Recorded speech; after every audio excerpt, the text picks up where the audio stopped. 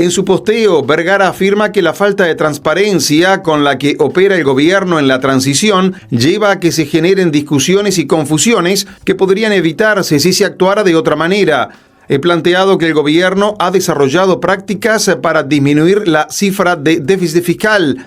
Adelantan ingresos del 2025, postergan pagos a proveedores de este año para el siguiente, postergan registración de gastos en infraestructura por montos considerables. Reafirmo mis dichos en ese sentido y reconozco un error en las cifras manejadas en materia de adelanto impositivo de las empresas públicas. La misma se manejó en un informe interno a los senadores y ahora me aclaran que no era la correcta. No tengo inconveniente en asumir ese error y pedir disculpas a la ciudadanía. Eso no cambia que el gobierno quiere mostrar cifras de déficit menores a la realidad. Con relación a comentarios agraviantes, no suelo ingresar en ese terreno. Recurrir al insulto es más fácil que reconocer el fracaso rotundo de la política fiscal de la actual administración, escribió Vergara.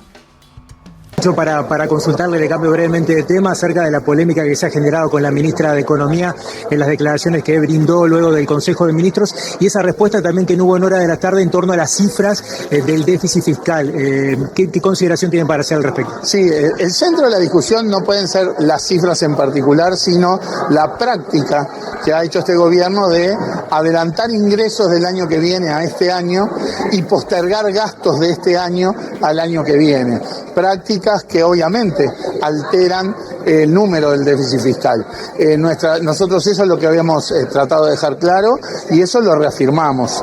Manejamos sí un error en la cifra del adelanto de impuestos de empresas públicas, sí, era una cifra que se había manejado en una reunión de la bancada de senadores en el Frente Amplio y bueno, y en el día de hoy nos avisaron de que esa cifra no era la correcta y no tengo ningún problema en asumir eventualmente el haber repetido una cifra errónea, pero la práctica es la misma, más allá de la magnitud, es claramente una intención de mostrar un déficit más bajo que viene de la mano de aumentar impuestos, entre comillas, artificialmente y postergar gastos para el año que viene. La ministra dice que Vergara mintió. ¿Cómo toma esa declaración? Bueno, la verdad, yo no entro en el terreno de los agravios, jamás me habrán escuchado, ni respondo en ese terreno.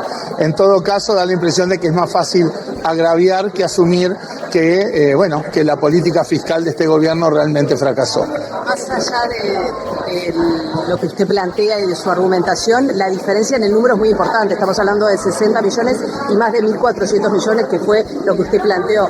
Si bien usted dice que conceptualmente no cambia, el número es muy importante como para que no haga una diferencia y por eso creo yo que la ministra se refirió al concepto de mentira. Bueno, yo no hablo por cuál fue el concepto que quiso transmitir la ministra. Vuelvo a decir, yo no entro en ese terreno. En todo caso, la práctica política está, la intencionalidad política de mostrar un número de déficit fiscal menor al real está, y eso lo reafirmo. Vuelvo a decir, fueron números que en algún momento se manejaron a nivel del frente en una reunión de bancada y que evidentemente después hoy se corrigieron. Pero vuelvo a decir, no pasa por el orden de magnitud el hecho de que la práctica de querer mostrar una cifra de déficit fiscal menor a la que realmente da está sobre la mesa y es realmente inapropiada e inaceptable. El razonamiento que hizo la ministra, yo no sé si escuchó las declaraciones por completo, fue que de alguna manera lo que se estaba haciendo era pavimentando con este tipo de declaraciones o una subida de impuestos o un ajuste fiscal por parte del gobierno entrante. De ninguna manera. Lo que corresponde primero es entender cuál es el estado de situación. Y lamentablemente la transición en esta materia ha sido poco transparente y por lo tanto todavía falta información para tener claro cuál es el estado de situación. Eso lo están haciendo las actuales autoridades electas en el Ministerio de Economía y obviamente en función de eso es que se podrá tener un claro panorama de dónde se está parado. De ninguna manera esto es un preámbulo de una idea de ajuste fiscal ni nada por el estilo. Eso ya fue descartado por el propio. Le agradecemos a Martín.